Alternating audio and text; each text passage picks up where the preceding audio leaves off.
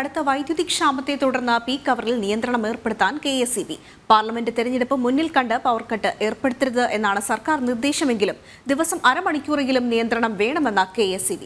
കഴിഞ്ഞ ദിവസം വരെ റെക്കോർഡ് വൈദ്യുതി ഉപയോഗമാണ് സംസ്ഥാനത്ത് ഉണ്ടായത്. 5076 മെഗാവാട്ടാണ് ഇതുവരെയുള്ള വൈദ്യുതി ഉപയോഗം. പ്രതിദിന വൈദ്യുതി ഉപയോഗം 10.15 യൂണിറ്റ് കഴിഞ്ഞിരിക്കുന്നു. ചരിത്രത്തിലെ ഏറ്റവും വലിയ പ്രതിസന്ധിയാണ് KSEB നേരിടുന്നത്. ലോഡ് ഷെഡിംഗ് അല്ലാതെ മറ്റു മാർഗങ്ങളില്ല. ഓരോ ഫീഡറിന് കീഴിലും അരമണിക്കൂറെങ്കിലും വൈദ്യുതി നിയന്ത്രണം ഏർപ്പെടുത്താനാണ് KSEBയുടെ തീരുമാനം. ഫീഡറുകളെ നഗര, ഗ്രാമം എന്നിങ്ങനെ അടിസ്ഥാനപ്പെടുത്തി ABC കാറ്റഗറികളായി തിരിക്കും. പ്രമുഖരും VIP-കളും താമസിക്കുന്ന നഗരപ്രദേശങ്ങൾ A കാറ്റഗറിയിലാണ്.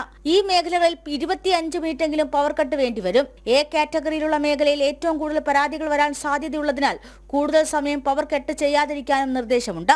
മുനിസിപ്പാലിറ്റി മേഖലകൾ B കാറ്റഗറിയാണ്. ഇവിടെയും പരാതികൾ ഉയരാൻ സാധ്യതയുണ്ട്. 30 മിനിറ്റ് വൈദ്യുതി നിയന്ത്രണം ഏർപ്പെടുത്താം.